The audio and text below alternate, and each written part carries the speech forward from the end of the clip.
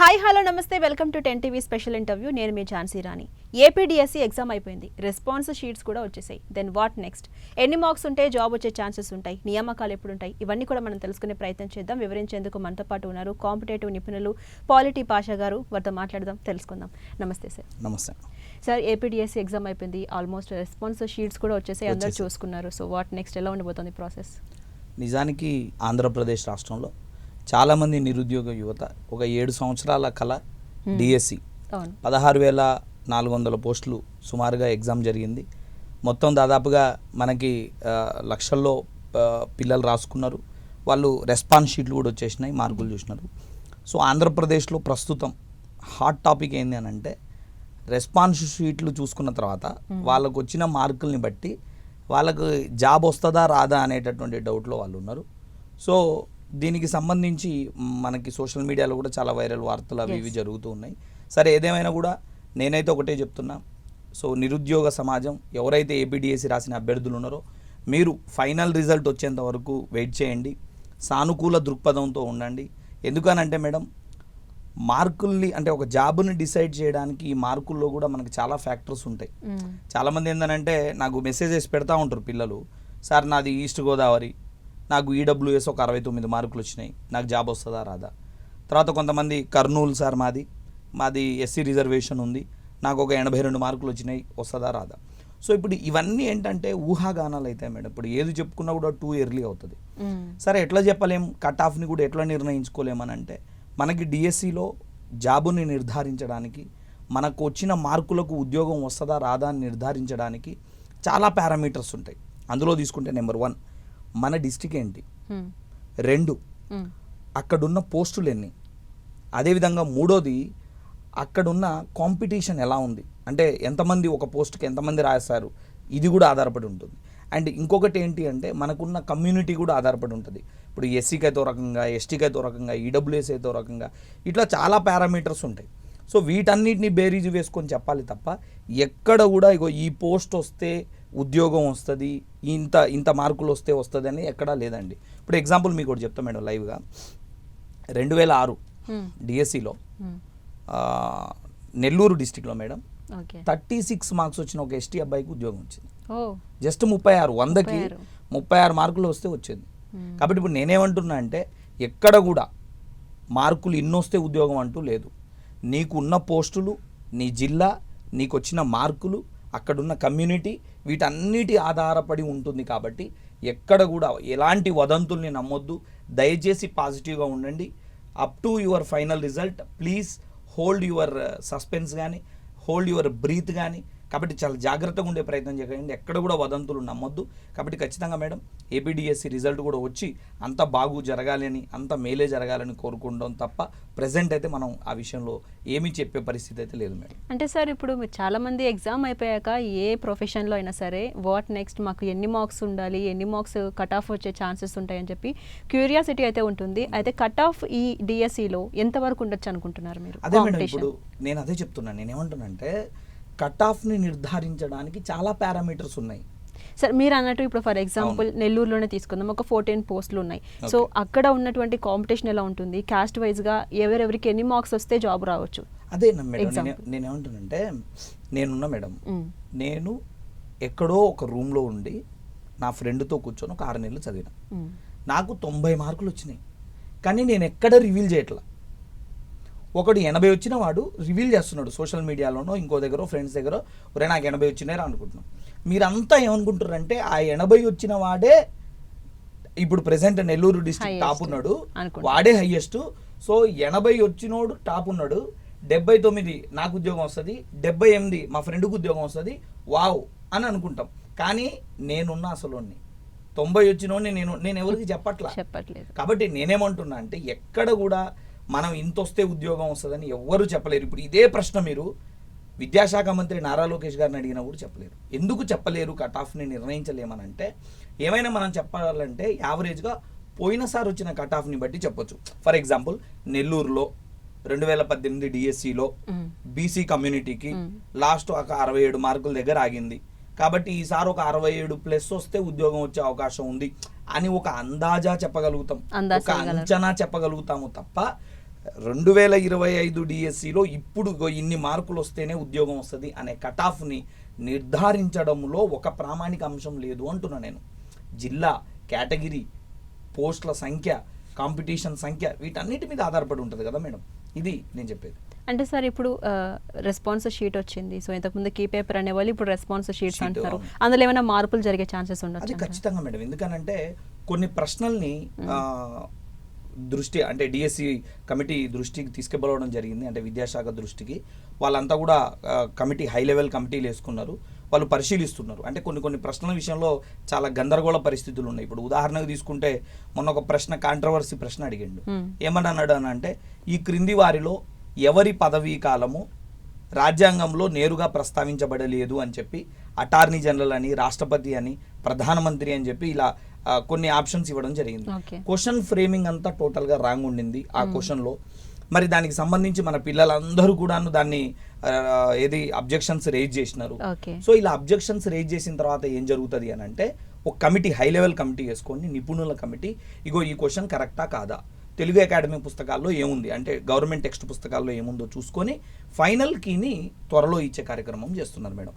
Final key అనేది ఉంటుంది, final key తర్వాత మెరిట్ లిస్ట్ ఇస్తారు, దాని తర్వాత సర్టిఫికేట్ వెరిఫికేషన్, ఆ తర్వాత తుది జాబితా ప్రకటన అనేది ఉంటుంది మేడం. అండ్ రెస్పాన్స్ షీట్ చూడగానే చాలా మంది నాకు ఇన్నే మార్క్స్ వచ్చాయి, నాకు ఇంకా జాబ్ రాదని చెప్పి చాలా మెంటల్ డిప్రెషన్కి వెళ్ళిపోతూ ఉంటారు, ఎక్కువ ఆందోళన పడుతూ ఉంటారు కదా. అండ్ వాళ్ళందరికీ కూడా మీరు ఏం చెప్తారు? అండ్ ఒక ఫైనలైజ్గా ఇది మన బయటికి రిజల్ట్ వచ్చేదానికి ఇంకా ఎంత టైం పట్టొచ్చు అంటారు? అదే మేడం, నేనేమంటున్నానంటే మొన్న ఈ మధ్య నారా చంద్రబాబు నాయుడు గారు స్వయంగా త్వరలోనే ఆగస్టు 20 లోపు నియామకాలు చేస్తామని చెప్పినారు. సో నేనేమంటున్నానంటే, మీకు వచ్చిన మార్కులకు ఉద్యోగం వస్తుందని కానీ రాదని కానీ ఇప్పుడు ఎవ్వరూ చెప్పలేరు, ఏ ఎక్స్పర్టు చెప్పలేడు. ఓకేనా? కాంపిటేటివ్ రంగంలో 11 సంవత్సరాలుగా నేను పాలిటీ బోధిస్తున్నా, ఎంతోమంది డిఎస్సి విద్యార్థుల్ని చూసినా, ఎన్నో నోటిఫికేషన్లు చూసినాం, కానీ ఎక్కడ ఇన్ని మార్కులు వస్తే వస్తుంది అని చెప్పి ఆ రోజుకి అప్పటికి చెప్పలేం.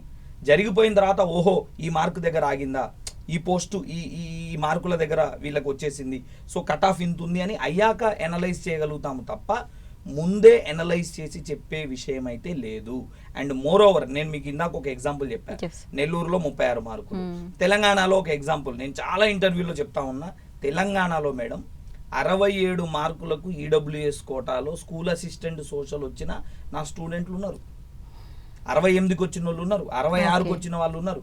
ఎస్జిటి దాదాపుగా 71 మార్కులకి కట్ ఆఫ్ దగ్గర ఆగిపోయిన పరిస్థితులు కూడా ఉన్నాయి కొన్ని డిస్ట్రిక్ట్స్లో. కాబట్టి నేనేమంటున్నానంటే, ప్రామాణికంగా ఇంత అని చెప్పి ఎవరు చెప్పలేని పరిస్థితి ఉంటుంది. సో ఇప్పుడు నేనైనా ఇక్కడ కూర్చొని మీకు చెప్పేది ఏంటంటే, బీ పాజిటివ్, సానుకూలంగా ఉండండి. రెస్పాన్స్ షీట్ చూసిన తర్వాత మీకు టెన్షన్ పెరుగుతుంది, నాకు తెలుసు. అంటే ఆ స్టూడెంట్ సైకాలజీ నుంచి మేము వచ్చాం కాబట్టి నిజంగా మీ పరిస్థితి ఇప్పుడు చాలా ప్రెషర్కి లోన్ అవుతుంటారు, చాలా ఆందోళనలో లోన్ అడుగుతూ ఉంటారు. ఎవరు కనపడినా నాకు వస్తుందా రాదా, ఎవరు ఇప్పుడు ఏ ఇద్దరు కూర్చొని టీ తాగుతున్నా కూడా నాకు వస్తుందా రాదా, నాకు వస్తుందా, అదే టెన్షన్లో ఉంటారు. కాబట్టి దయచేసి ఆ టెన్షన్ ఉండడం సహజమే, కాస్త కూల్గా ఉండండి, ప్రశాంతంగా ఉండండి, ఫైనల్ రిజల్ట్ వచ్చేంత వరకు ఉండండి. అండ్ ఇంకోటి, నీకు 67 మార్కులు వచ్చాయంటున్నావు, నీకు 80 వచ్చాయంటున్నావు, రేపొద్దున్న మీరు అబ్జెక్షన్స్ రేజ్ చేసిన తర్వాత వాటిని పరిశీలించి ఇంకో 2-3 మార్కులు ఎక్స్ట్రాగా రావచ్చేమో, పోవచ్చు కూడా, ఇంకో 2 మార్కులు పోవచ్చు కూడా. సో ఇప్పుడు ఇవన్నీ జరుగుతాయి కదా, నువ్వు ఎందుకు అంత తొందరగా పడడం? సో టూ ఎర్లీ అవుతుంది. కాబట్టి అభ్యర్థులందరూ ధైర్యంగా ఉండండి. నేను చెప్పేది ఒకటే, 10 టీవీ వేదికగా నేను చెప్పాలనుకున్న విషయం ఒక్కటే, మీరు ధైర్యంగా ఉండండి, మీ మార్కులకు భయపడొద్దండి. 67 మార్కులు వచ్చిన వాళ్ళకు ఉద్యోగం ఉంది, 66కు వచ్చిన వాళ్ళకు ఉంది, సమ్ టైమ్స్ కాంపిటీషన్ లేక 36 మార్కులకు వచ్చిన వాళ్ళకు ఉంది. అర్థమవుతుందా? కాబట్టి దయచేసి మీ మార్కుల్ని చూసి మీరు కంగారు పడకండి, మీ పేరెంట్స్ని కంగారు పెట్టకండి, దయచేసి శాంతంగా ఉండే ప్రయత్నం చేయండి. ఓకేనా? అది ఇంకో ప్రశ్న మీరు అడిగినారు ఏంటంటే, రెస్పాన్స్ షీట్స్ వచ్చిన తర్వాత దానికి సంబంధించి మార్కులు యాడ్ అయ్యే అవకాశం ఏదైనా ఉంటుందని. ఖచ్చితంగా నిపుణుల యొక్క కమిటీ ఆధ్వర్యంలో అది ముందుకు పోతుంది మేడం. ఖచ్చితంగా వ్యాలిడ్ పాయింట్స్ ఉంటే స్కూల్ అకాడమీ టెక్స్ట్ బుక్స్ ఆధారంగా నీకు మార్కులు కలిస్తే ఖచ్చితంగా కలుపుతారు మేడం, ప్రామాణికంగా తీసుకునే అవకాశం ఉంటుంది. అండ్ పాషా గారు, so much of notification you have seen, so అప్పుడు కాంపిటీషన్ ఎలా ఉంది, ఈ ఇయర్ కాంపిటీషన్ ఎలా ఉంది? అదే మేడం, కాంపిటీషన్ అనేది చాలా వరకు రోజు రోజుకు పెరుగుతూ ఉంది. అండ్ క్వశ్చన్స్ ఆ ప్రశ్నల యొక్క సరళి కూడా పెరిగింది. ఒకప్పుడు మనం ఏం చేసేవాళ్ళం అంటే అంటరానితనాన్ని నిషేధిస్తున్న భారత రాజ్యాంగపు ఆర్టికల్ నెంబర్ ఎంత అనగానే డైరెక్ట్గా 17వ ఆర్టికల్ 17th క్వశ్చన్ పెట్టేవాళ్ళం. లేదా ప్రస్తుతం మన రాష్ట్రపతి ఎవరు, డైరెక్ట్గా ద్రౌపది ముర్ము. అట్లాంటి రోజుల నుంచి ఈరోజు అప్లికేషన్ ఓరియంటెడ్ క్వశ్చన్స్ వరకు వచ్చేసాయి. సో ఎట్లా 2 లైన్ క్వశ్చన్స్ కానీ 3 లైన్ క్వశ్చన్స్ కానీ కాంప్రహెన్సివ్ క్వశ్చన్స్ కానీ ఇట్లా క్వశ్చన్ లెవెల్ కూడా పెరిగిపోయింది. ఎందుకు పెరిగిపోయింది మేడం ఒకసారి మనం ఆలోచిస్తే కనుక, ఇప్పుడు ఎన్నో పర్వతాలు ఉంటాయి, ఎన్నో రాళ్ళు ఉంటాయి, కానీ శివలింగం అనే ఒక దైవాంశ సంభూతంగా మనం కొలిచేటటువంటి ఒక శివలింగానికి కావాల్సిన రాయిని, ఆ స్టోన్ని మనం ఏం చేస్తాం మేడం, వాటిలన్నింటినీ వెతికి ఒక మంచి ఒక దైవత్వం మూర్తిత్వం చూడగానే ఇంత అద్భుతంగా ఉంది అని అనిపించే ఒక స్టోన్ని తీసుకొచ్చి దానికి మనం వేద మంత్రోచ్చరణ జరిపి దాన్ని మనం శివలింగంగా ప్రతిష్ఠిస్తాం. ఎన్నో రాళ్లలోంచి ఒక రాయిని తీసుకొచ్చాలి. అలాగే కొన్ని లక్షల మంది కాంపిటీషన్లలోంచి ఒక బాగా చదివే వ్యక్తిని, సమయస్ఫూర్తి ఉన్నటువంటి వ్యక్తిని, వర్తబుల్ క్యాండిడేట్ని తీసుకొచ్చి ఆ డిఎస్సి పోస్ట్లో కూర్చోబెడతారు. కాబట్టి కాంపిటీషన్ ఖచ్చితంగా ఉంటుంది, ప్రశ్నల సరళి కూడా పెరిగింది, ఎగ్జామ్స్ రాసున్నారు. కాబట్టి దయచేసి గుర్తుపెట్టుకోండి, బీ పాజిటివ్. అంతే, నేను ఒకటే చెప్తా, బీ పాజిటివ్. ఖచ్చితంగా మీకు ఉద్యోగం వచ్చే అవకాశం ఉంటుంది, పాజిటివ్ ఉండండి. అండ్ పాషా గారు, డిఎస్సి అనేది చాలా మందికి ఒక డ్రీమ్. చాలా నోటిఫికేషన్స్ లో ఫెయిల్ అయిన వాళ్ళు కూడా ప్రిపేర్ అవుతూ ఉంటారు కదా. ఆంధ్ర సివిల్స్ అన్న పేరు కూడా ఉంది కదా మేడం. Yes, exactly. సో అంత కష్టపడ్డా కూడా నెంబర్ ఆఫ్ టైమ్స్ ఫెయిల్ అవుతూనే ఉంటారు. ఒక స్టూడెంట్ అసలు షెడ్యూల్ ఎలా ఉండాలి, ఎలా ప్లాన్ చేసుకోవాలి, ఎలా ప్రిపేర్ అవ్వాలి, వాట్ నెక్స్ట్ స్టూడెంట్స్కి మీరు ఏం చెప్తారు? అదే మేడం, ఇప్పుడు నేను ఏమంటున్నానంటే ఎప్పుడైనా ఒక విద్యార్థి దీర్ఘకాలిక ప్రణాళికే ఉండాలి. చాలామంది ఏమనుకుంటారంటే షార్ట్ కట్స్ ఉంటాయి అనుకుంటారు. షార్ట్ కట్స్ ఉండవు మేడం. ప్రతిదీ కూడా లాంగ్ డెడికేషన్ వర్కే ఉండాలి. చాలా వరకు ఏంటి అని అంటే ఈరోజు నైట్ కూర్చుంటా రేపు జాబ్ రావాలి, రాదు. లేదు ఒక నెల రోజులు కూర్చుంటా జాబ్ రావాలి, రాదు. రోజుకు 14 గంటలు 15 గంటలు 16 గంటలు కూర్చొని చదవాలి మేడం. సో ఎప్పుడు కూడా నేనైతే ఒకటే చెప్తున్నా, ఏపీ తెలంగాణ నిరుద్యోగ సమాజానికి నేను చెప్పేది ఏంటంటే, నువ్వు కాంపిటీటివ్ రంగంలోకి రావాలి అని అనుకుంటే, రాష్ట్ర స్థాయి ఉద్యోగాలు సాధించాలనుకుంటే ఓపికతో ఉండేటట్లయితేనే రా.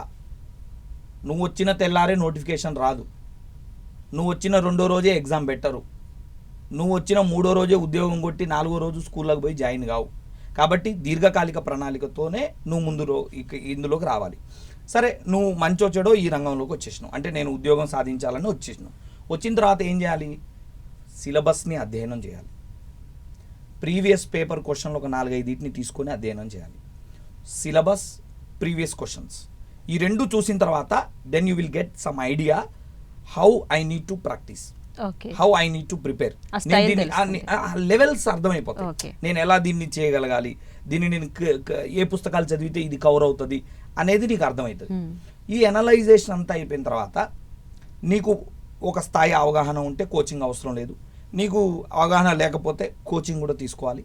కోచింగ్ కూడా తీసుకొని మంచి మెటీరియల్ని, తెలుగు అకాడమీ పుస్తకాలని, ప్రాపర్గా ఒక రిఫరెన్స్ బుక్స్ని తీసుకొని దగ్గర పెట్టుకొని డైలీ 14 నుంచి 15 గంటలు. చాలామంది ఇప్పుడు ఈ కామెంట్ పెడతారు కింద, 14-15 గంటలు అంటే కోమాలకు పోతాం మేము అని చెప్పి రాస్తుంటారు. నిజానికి 14-15 గంటలు చదువుతారండి. నిజంగా కాంపిటేటివ్ వరల్డ్లో ఉస్మానియా యూనివర్సిటీకి పోయినా, చిక్కడపల్లి లైబ్రరీకి పోయినా, ఢిల్లీ యూపీఎస్సీకి పోయినా బ్రెయిన్ యాక్సెప్ట్ చేస్తుంది, చేయాలి. ఎందుకంటే ఇప్పుడు నువ్వు మెంటల్గా ఫిక్స్ అయినప్పుడే రిజల్ట్ బయటకు వస్తుంది. సో ఖచ్చితంగా చేయాలి మేడం. ఇప్పుడు మీరు చెప్పండి, సోషల్ మీడియాలో 2-3 అవర్స్ నాన్ స్టాప్ కూర్చోగలుగుతామా లేదా? రీల్స్ స్క్రోల్ చేస్తూ ఉంటాం. మరి బుక్ పట్టుకొని 2-3 గంటలు చదవలేమా? ఒక చిన్న బ్రేక్ తీసుకొని మళ్ళీ 2 గంటలు, మళ్ళీ చిన్న బ్రేక్ తీసుకొని 2 గంటలు, విడతల వారీగా షిఫ్ట్లు వైజ్గా ఒక 6-7 సార్లు కూర్చుంటే రోజుకి 12 గంటలు 10 గంటలు. ఫస్ట్ ఏం చేయండి, ఒక 6 గంటలతో స్టార్ట్ చేయండి, తర్వాత 7 గంటలతో స్టార్ట్ చేయండి. అలా మెల్లిమెల్లిగా ప్రాక్టీస్ చేయండి. సో నేనేమంటున్నానంటే, దీర్ఘకాలిక ప్రణాళిక ముఖ్యం. గత ప్రీవియస్ పేపర్లను పరిశీలిస్తే తప్ప మీరు ఎలా చదవాలి అనేది అర్థం కాదు. వీటిని తీసుకొని ముందుకు పోయే ప్రయత్నం చేయాలి. అండ్ నారా లోకేష్ గారు క్లియర్గా చెప్పినారు, వచ్చే సంవత్సరం కూడా డిఎస్సి ఉంటుంది, ప్రతి ఏడాది డిఎస్సి పెడతామని అన్నారు. ఒకవేళ నిజంగా కూడా వారు అలా డిఎస్సి పెడితే నిరుద్యోగ సమాజం తరఫున బీఈడి టీటీసీ చేసిన వారందరి తరఫున మేము కూడా వారికి కృతజ్ఞతలు తెలియజేస్తాం. పిల్లలు కూడా ఎవరైతే పాపం మార్కులు తక్కువ వచ్చున్నారో వాళ్ళు కూడా ఇలాగే దీన్ని కొనసాగించి ప్రిపరేషన్ని ముందుకు తీసుకెళ్ళి వాళ్ళు కూడా ఉద్యోగం సాధిస్తారు. కాబట్టి మీరు అన్నట్టుగా దీర్ఘకాలికంగా ప్రిపేర్ అయ్యే విద్యార్థి యొక్క మనస్తత్వం ఎట్టుండాలి అని అంటే, నేను ఈ రోజు నుంచే చదువుతాను అన్నట్లుగా సిలబస్ని ప్రీవియస్ పేపర్ని అధ్యయనం చేసి బుక్స్ దగ్గర పెట్టుకొని రోజు 10 గంటల పాటు చదువుతూ వెళ్ళి 14 గంటల పాటు చదువుకుంటూ వెళ్ళి ఎగ్జామ్ ముందు వరకు సిలబస్ని కంప్లీట్ చేసుకోగలిగితే బ్రహ్మాండంగా విజయం సాధిస్తారు. Long preparation is important. నేను మీకు ఒకటి చెప్తా, చిన్న స్టోరీ ఏంటంటే, ఒక ఇన్స్టిట్యూట్ ఉంది దిల్సుఖ్ నగర్లో, నేను చెప్పే ఇన్స్టిట్యూట్. అందులో కోఆర్డినేటర్ ఉంటాడు, పేరు నేను చెప్పను. 2014 సుమారుగా, అది 2012-14 ఆ టైంలో విఆర్ఓ ఎగ్జామ్లు 2 పెట్టిండు. కిరణ్ కుమార్ రెడ్డి ముఖ్యమంత్రిగా ఉన్నప్పుడు వారు 2 ఎగ్జామ్లు పెట్టినారు విఆర్ఓలు. ఆ ఇన్స్టిట్యూట్లో కోఆర్డినేటర్గా పనిచేసిండు అబ్బాయి. ఆయన పని ఏంటంటే 100 మంది రాసిన క్వశ్చన్ పేపర్స్ని దిద్దడం అన్నమాట, ఓన్లీ కరెక్షన్ చేయడం. పాపం డిగ్రీ వరకు చదువుకున్నాడు, ఏ ఉద్యోగం లేక అందులో కోఆర్డినేటర్గా జాయిన్ అయ్యింది ఇన్స్టిట్యూట్లో. రోజు ఆ 100 క్వశ్చన్స్ని 100 మంది క్వశ్చన్స్ని మనోడే కరెక్ట్ చేసి, అంటే దిద్ది మార్కులు వేయాలి. అట్లా చేసి చేసి చేసి ఆ 4 నెలలు తను కూడా విఆర్ఓ అటెంప్ట్ చేసినాడు. అబ్బాయికి ఉద్యోగం వచ్చింది మేడం. బుక్కే పట్టలేదు తను. రోజుకు 100 క్వశ్చన్లు, ఎన్ని నెలలు, ఎన్ని క్వశ్చన్ పేపర్లు, అంటే మెల్లిమెల్లిగా తను కూడా సబ్జెక్ట్ గ్యాదర్ చేయగలిగాడు. ఆడ చైర్ వేసుకొని కూర్చుంటాడు, సార్ చెప్పేది వింటాడు. ఆడ చైర్ వేసుకొని కూర్చుంటాడు, పేపర్ కరెక్షన్ చేస్తాడు. అంటే నేనేమంటున్నానంటే, ఫోకస్డ్గా నువ్వు ఒకే ఫీల్డ్ దగ్గర ఉన్నప్పుడు దైవం కూడా నీ వైపు నిలబడుతుంది. మిరాకిల్స్ జరగొచ్చు. ఎస్, మిరాకిల్స్ జరగొచ్చు. బట్ మన వంతు ప్రయత్నం లేకుండా మిరాకిల్స్ ఎక్స్పెక్ట్ చేయకూడదు. సో మన వంతు డెడికేషన్ ఉండాలి, మన వంతు ప్లానింగ్ అనేది ఖచ్చితంగా ఉండాలి. కాబట్టి ఎవరైతే నెక్స్ట్ డిఎస్సి టార్గెట్ పెట్టుకుంటారో ఏపీ, దయచేసి సిలబస్ని కానీ ప్రీవియస్ పేపర్లను కానీ డౌన్లోడ్ చేసుకోండి నాన్న. జాగ్రత్తగా పుస్తకాలన్నీ దగ్గర పెట్టుకోండి. ఏది కూడా మీరు ప్రైవేట్ మెటీరియల్స్ జోలికి ముందే వెళ్ళొద్దు. ఓన్లీ మీరు అకాడమీ పుస్తకాలు తెచ్చుకొని 3వ తరగతి నుంచి 10వ తరగతి వరకు పాఠ్య పుస్తకాల మీద పట్టు తెచ్చుకుంటూ, అందులో ఉన్నటువంటి కీలక పదాలు, అదేవిధంగా పట్టికలు, కేస్ స్టడీస్ కూడా ఉన్నాయి, వాటన్నిటిని అధ్యయనం చేసుకుంటూ, ఏదైనా రిలవెంట్ డౌట్స్ ఏవైనా ఉంటే ఆన్లైన్లో ఫ్యాకల్టీస్ మేము ఉన్నాం. కామెంట్స్ రూపంలో మీ డౌట్స్, క్వశ్చన్, సబ్జెక్ట్ డౌట్లు పెట్టండి, వాటికి మేము సమాధానం ఇస్తాం. ఆ రకంగా ఒక ముందుకు పోతే మీరు విజయం సాధిస్తారు. ఖచ్చితంగా ఏదో ఒక రోజు మీరు అనుకున్న ఆంధ్ర సివిల్స్ లాంటి ఏబిడిఎస్ని ఖచ్చితంగా మీరు సాధిస్తారు. ధన్యవాదాలు. అండ్ బాగా చదవండి, గుర్తుపెట్టుకోండి. అండ్ సార్, చాలా మందికి ప్రిపరేషన్ అనగానే గుర్తొచ్చేది ఏంటంటే, ఒకసారి ఒక 10,000 20,000 ఇచ్చి కోచింగ్ తీసుకుంటారు. దెన్ తర్వాత రకరకాల బుక్స్ కొనుక్కుంటారు, ఈ నోటిఫికేషన్ రాస్తారు, మిస్ అయిపోతుంది. దెన్ నెక్స్ట్ వాళ్ళు ఓన్గా ప్రిపేర్ అవ్వచ్చా, లేకపోతే మళ్ళీ కోచింగ్ జాయిన్ అవ్వాలా? అండ్ మీరు అన్నారు రిపిటేటివ్ క్వశ్చన్ పేపర్స్ కూడా ఉంటాయి. ఇప్పుడు అవి బుక్ల రూపంలో కూడా రకరకాలుగా వచ్చేసాయి. ఇప్పుడు ఒక బుక్ కొంటాడు, దాని తర్వాత అది మళ్ళీ అప్డేట్ అంటాడు, ఇట్లా కొనుక్కుంటానే వెళ్తూ ఉంటారు, ఒక ప్రాపర్ నాలెడ్జ్ లేకుండా. సో అలాంటి వాళ్ళందరికీ మీరు ఏం చెప్తారు? సో ఇప్పుడు మీరు 2 ప్రశ్నలు అడిగారు. ఒకటి కోచింగ్ కి సంబంధించి, రెండోది బుక్స్ కి సంబంధించి. ఇందులో మనం 1 by 1 చూస్తే, మొదటిది కోచింగ్. మేడం, నా దృష్టిలో కోచింగ్ అనేది ఎవరి కోసం అంటే, ఒక సబ్జెక్ట్ని ఎలా చదవాలి, ఒక సబ్జెక్ట్కి ఒక రిఫరెన్స్ బుక్ని ఎలా తయారు చేసుకోగలగాలి, ఒక సబ్జెక్ట్ని షార్ట్ నోట్స్ ఎలా తయారు చేసుకోవాలనే టెక్నిక్ కోసం కోచింగ్. ఫర్ ఎగ్జాంపుల్, ఒక అమ్మాయి ఉంటుంది, 10th క్లాస్లోనే ఇంటర్మీడియట్లోనే పెళ్ళై ఉంటుంది. తను ఫ్యామిలీ లైఫ్ని లీడ్ చేస్తూ ఉంటుంది, ఓపెన్ డిగ్రీయో ఏదో చేస్తుంది, బీఈడీ చేస్తుంది. ఇప్పుడు సడన్గా డిఎస్సి కోచింగ్కి, అంటే డిఎస్సి రాయాలని అనుకుంటే తనకు నిజంగా ఏం తెలీదు. తనలాంటి వారి కోసం కోచింగ్ కావాలి. ఓకే, లేదు నాది ఫ్రెష్గా మొన్నే టీటీసీ అయిపోయింది, నాకేం తెలియదు కాంపిటేటివ్ వరల్డ్, కోచింగ్ కావాలి. నాది మొన్నే బీఎడ్ అయిపోయింది, కోచింగ్ కావాలి. అంటే కోచింగ్ ఎవరికి అవసరం అంటే, ఒక సబ్జెక్ట్ని ఎలా చదవాలి, షార్ట్ నోట్స్ ఎలా ప్రిపేర్ చేసుకోవాలో తెలియకపోతే కోచింగ్. వన్స్ నీకు అవగాహన వచ్చిన తర్వాత, నీ జీవితంలో ఒకసారి నువ్వు కోచింగ్ తీసుకున్న తర్వాత మళ్ళీ కోచింగ్ అవసరం లేదు మేడం. స్టాండర్డ్ బుక్స్ని దగ్గర పెట్టుకొని నువ్వు లైన్ కొట్టుకుంటూ వెళ్ళి అండర్లైన్ చేసుకుంటూ చదువుతూ, నీకంటూ ఒక షార్ట్ నోట్స్ను ప్రిపేర్ చేసుకుంటూ వెళ్తే, దాన్నే రిపీటెడ్గా చదువుకుంటూ వెళ్తే సరిపోద్ది. ఓకేనా? కోచింగ్ అనేది ఏది రిపీటెడ్గా కోచింగ్లు 1కి 4 సార్లు వాడే ఒక పిల్లగాడు కలిసిండు మొన్న ఈ మధ్య దిల్సునార్లో. నేను అడిగిన, ఏందా నువ్వు మళ్ళీ నా క్లాస్ వింటున్నావు ఏంది, ఇప్పటికే నువ్వు 1 or 2 times విన్నావు కదా అంటే, లేదు సార్ మీ క్లాస్ నేను ఇప్పటికే 4 సార్లు విన్నా, ఇప్పుడు 5వ సారి వింటున్నా. ఎందుకే పిల్లగా అంటే, ఎక్కువ సార్లు వింటే మంచిదిగా సార్. నేను చెప్పిన, నువ్వు క్లాస్ స్టడీ చైర్లో కూర్చుంటే నీకు జాబ్ రాదు, నువ్వు రీడింగ్ హాల్లోకి పోయి చదువు, నువ్వు స్టడీ చైర్ మీద చదువుకుంటే నీకు ఉద్యోగం వస్తుంది తప్ప నువ్వు క్లాస్ రూమ్లో ఎన్నిసార్లు కోచింగ్ క్లాసులో విన్నా నీకు జాబ్ రాదు. నువ్వు అక్కడ ఏంటి డీటెయిల్డ్గా ఫ్యాకల్టీ పోతుంటాడు, నీకేంటి నువ్వు ఆల్రెడీ ఒక అవగాహన ఉన్న వ్యక్తి కాబట్టి నువ్వు దాన్ని రీడింగ్ రూమ్కి వెళ్తే డే అంతా చెప్పేది నువ్వు అర్ధగంటలో చదువుకోవచ్చు. కాబట్టి కోచింగ్ ఎవరికంటే కనీస అవగాహన లేకుండా, సబ్జెక్టు మీద పట్టు లేకుండా, ఎలా చదవాలో తెలియని వారి కోచింగ్ మేడం. సో మీరు అడిగిన మొదటి ప్రశ్న అది. ఇక రెండోది మెటీరియల్ అంటున్నారు. మెటీరియల్కి సంబంధించి మేడం డిఎస్సికి సంబంధించి మెటీరియల్లో టెక్స్ట్ పుస్తకాలే ప్రామాణికం. Every year school text books మారుతాయి, వాటిని తెచ్చి చదువుకుంటే సరిపోతుంది.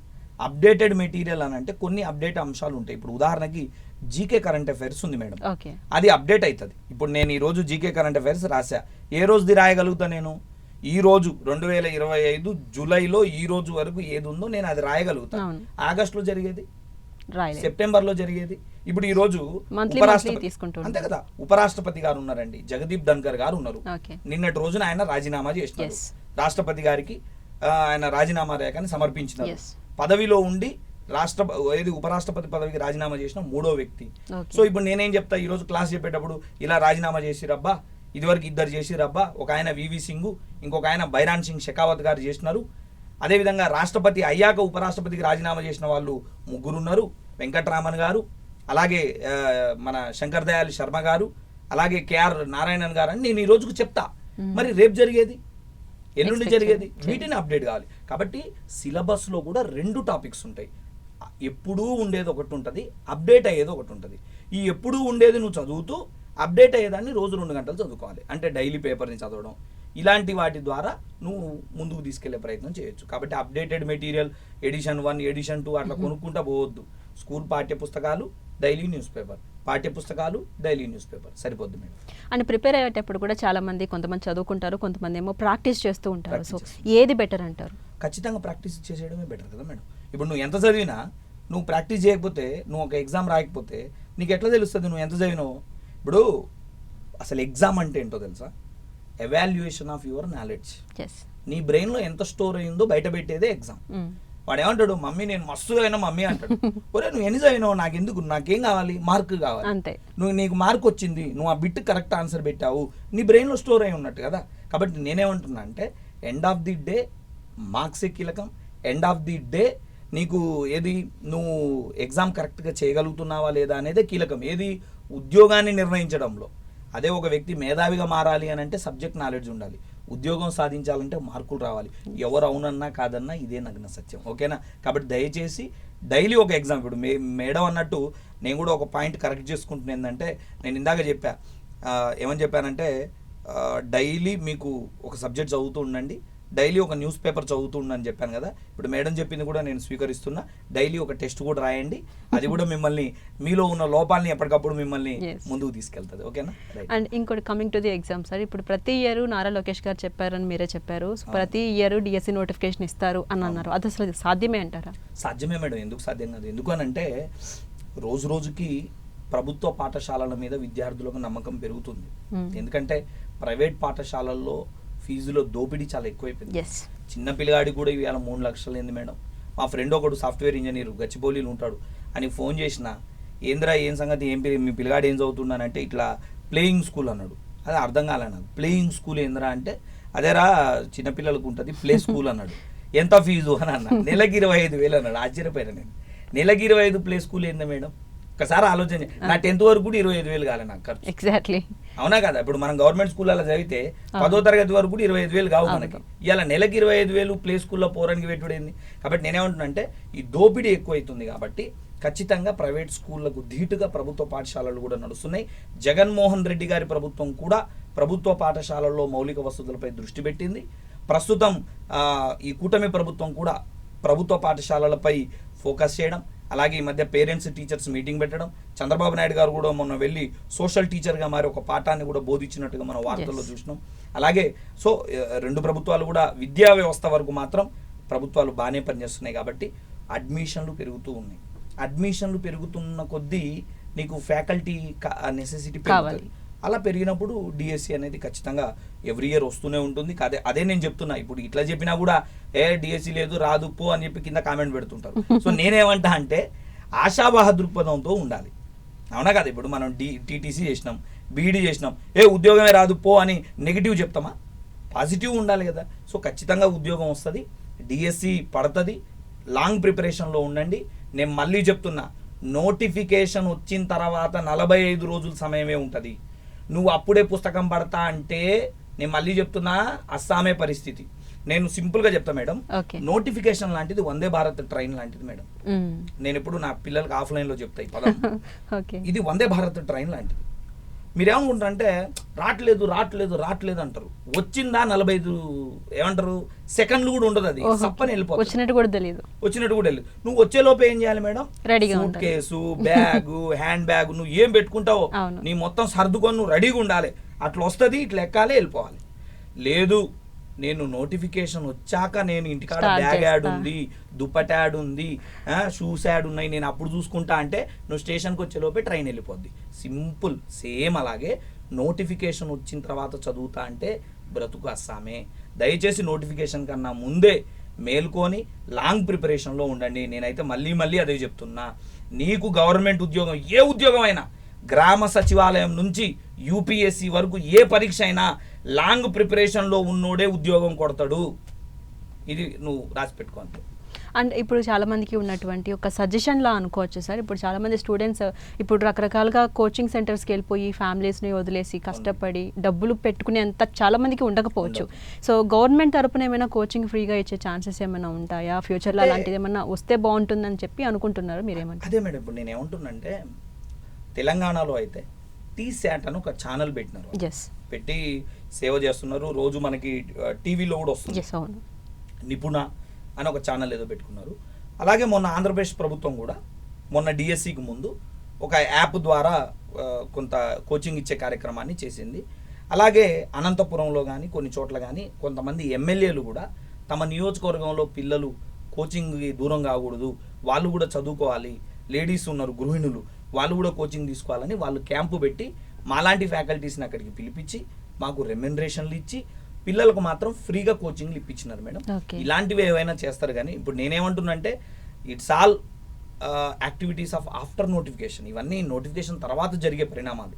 కానీ నోటిఫికేషన్ వచ్చేంత వరకే నువ్వు చదవాలి అని అంటే ప్రామాణికంగా బుక్స్ అన్నీ దగ్గర పెట్టుకొని టెక్స్ట్ పుస్తకాల మీద పట్టు తెచ్చుకుంటూ చదివితే నువ్వు విజయం సాధిస్తావు. అది ఏ ఎగ్జామ్ అయినా సరే.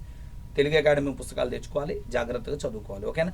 ఈ యాప్స్ కానీ ఇవన్నీ నోటిఫికేషన్ వచ్చిన తర్వాత ఉంటాయి. ప్రతి దానికి ఒక రకమైనటువంటి కోచింగ్. ఇప్పుడు తెలంగాణలో తీసుకుంటే ఎస్సీ స్టడీ సర్కిళ్ళు, బీసీ స్టడీ సర్కిళ్ళు, మైనారిటీ స్టడీ సర్కిల్ అని ఉన్నాయి.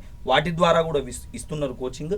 అలాంటి వాటిని కూడా యూటిలైజ్ చేసుకోవచ్చు. నేను ఒకటే చెప్తా మేడం, మన ప్రయాణంలో లాభం అవుతుంది అనుకుంటే ఉపయోగించుకోవాలి, నష్టమైంది అనుకుంటే దూరం చేయాలి. అది పుస్తకమైనా సెల్ అయినా. అది నీకు ప్లస్ కలుపుకో, మైనస్ తీసేసుకో. అంటే మీరు సెల్ అంటున్నారు కాబట్టి గుర్తొచ్చింది, ఇప్పుడు చాలా మంది సెల్ ఫోన్ వల్ల వాళ్ళ కెరీర్లే పోగొట్టుకునే రోజులు. సో అసలు ఆ సెల్ ఫోన్ ని ఎలా అవాయిడ్ చేయొచ్చు అంటారు? టెక్నిక్స్ ఏమైనా చెప్తారా? చెప్పాలంటే అది పెద్ద టాపిక్, అది రోజంతా చెప్పినా అవ్వదు. సో సింపుల్ నానా, మేమైనా కూడా అంతే. మేము కూడా ఇప్పుడు ఏదైనా క్లాస్ వీడియోలు చూసుకుంటా పోతే మేము కూడా గంటలు ఉంటాం సమ్ టైమ్స్ సోషల్ మీడియాలో కానీ. అంటే కొద్దిమంది వేరే కామెడీ ఛానల్స్ అట్లాంటివి చూస్తారు, మేమేందంటే ఎడ్యుకేషన్ని. బట్ ఎవరైనా మొబైల్ బాధితులమే. మొన్న ఈ మధ్య కేటీఆర్ కూడా ఎక్కడో ఇంటర్వ్యూలో చెప్పున్నారు. కాబట్టి నేనేమంటా అంటే మొబైల్ అనేది దూరం చేయాలన్నా, బ్యాడ్ హ్యాబిట్స్ ఏదైనా దూరం చేయాలన్నా ఒకటే ఒక మార్గం మేడం, లక్ష్యం పట్ల సీరియస్నెస్ ఉన్నప్పుడు ఇవి గుర్తుకురావు.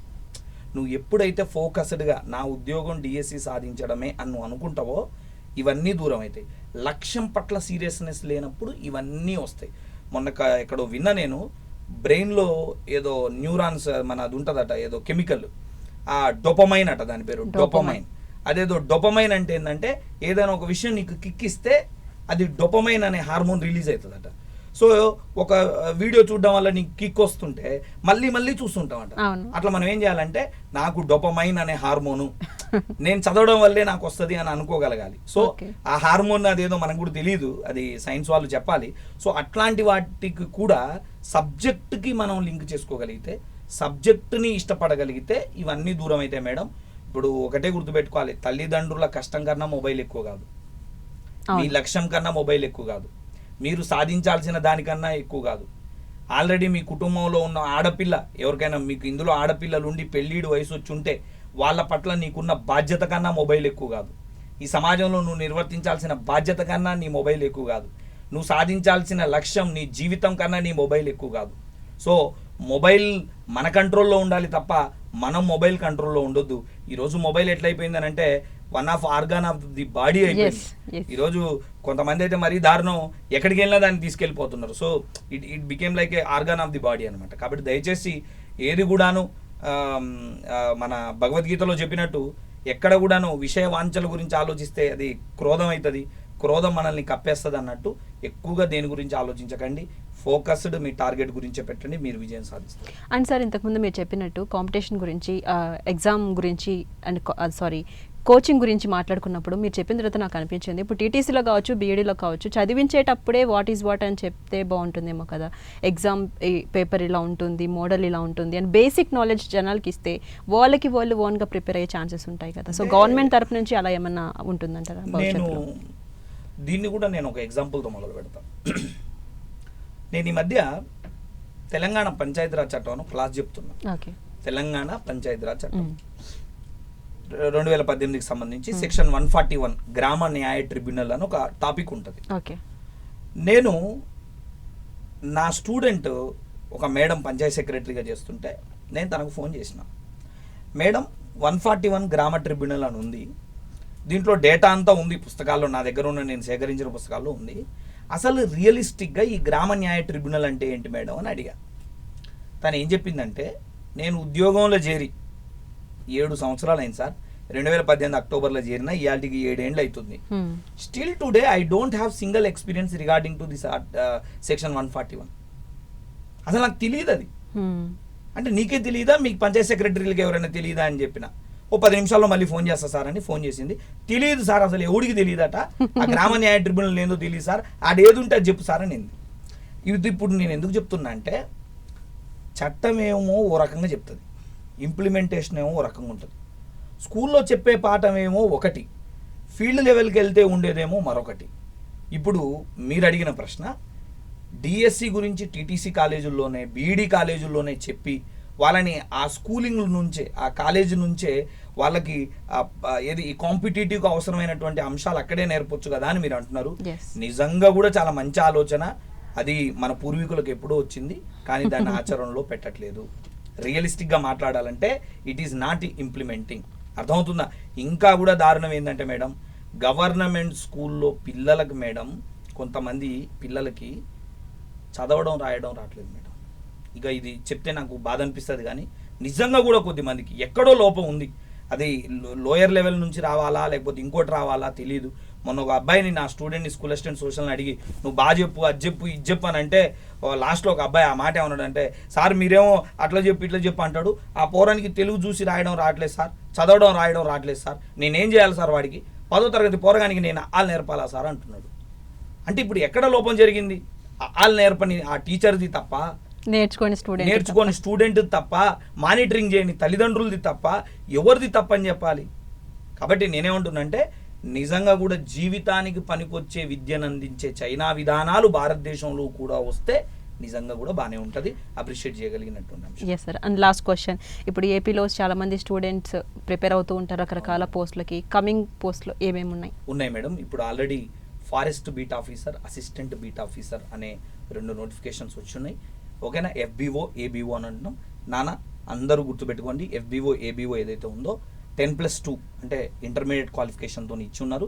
చాలా బ్రహ్మాండమైనటువంటి పోస్టులు. అండ్ 150 మార్కుల ప్రశ్నపత్రం ఉంటుంది. అది మీ అందరికీ తెలుసు. మన సిలబస్ కూడా రిలీజ్ అయి ఉంది.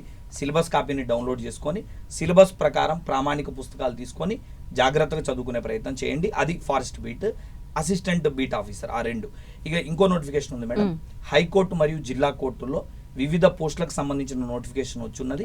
దానికి సంబంధించి కూడా డేట్లు వచ్చినాయి, సిలబస్ ఉంది, అన్నీ ఉన్నాయి. సో ఖచ్చితంగా అది కూడా సిలబస్ ప్రకారం అది కూడా చదువుకోండి. 2. ఇక 3వది మేడం, మళ్ళీ డిఎస్సి అంటున్నారు. అలాగే మొన్న ఈ మధ్య హోమ్ మినిస్టర్ అనిత గారు కూడా త్వరలో SI కానిస్టేబుల్ కూడా భర్తీ చేస్తామని చెప్పారు ఏపీలో. కాబట్టి రాబోయే కాలంలో నోటిఫికేషన్లు వస్తాయి. కాబట్టి నేను మళ్ళీ చెప్తున్నా, వస్తాయి అన్నప్పుడే చదవాలి, వచ్చాక మాత్రం టైం ఉండదు. మొన్న ఏపీలో కూడా డిఎస్సి పెట్టినప్పుడు 40 డేస్లోనే ఎగ్జామ్ పెట్టారు, 45లోనే. సో దయచేసి గుర్తుపెట్టుకోండి, వస్తే మాత్రం టైం ఉండదు బ్రదర్. దయచేసి వస్తుంది అన్నప్పుడే చదువుకునే ప్రయత్నం చేయండి ప్లీజ్, ఓకేనా? ఇది సో ఏబీఓ ఉంది, ఎఫ్బిఓ ఉంది, కోర్టు నోటిఫికేషన్ ఉంది, Yes. ఎస్ఐ కానిస్టేబుల్ రెడీగా ఉంది మేడం, రావడానికి సిద్ధంగా ఉంది. అండ్ ఏపీడిఎస్సికి ప్రిపరేషన్ దగ్గర నుంచి ఎగ్జామ్ వరకు కూడా చాలా క్లియర్గా ఎక్స్ప్లెయిన్ చేశారు sir. Thank you so much. Thank you. So చూస్తారు కదా, ఇది ఇవాల్టి ఇంటర్వ్యూ. మరొక ఇంటర్వ్యూతో మరొక పర్సన్తో మళ్ళీ కలుసుకుందాం. అంతవరకు కీప్ వాచింగ్ 10 TV.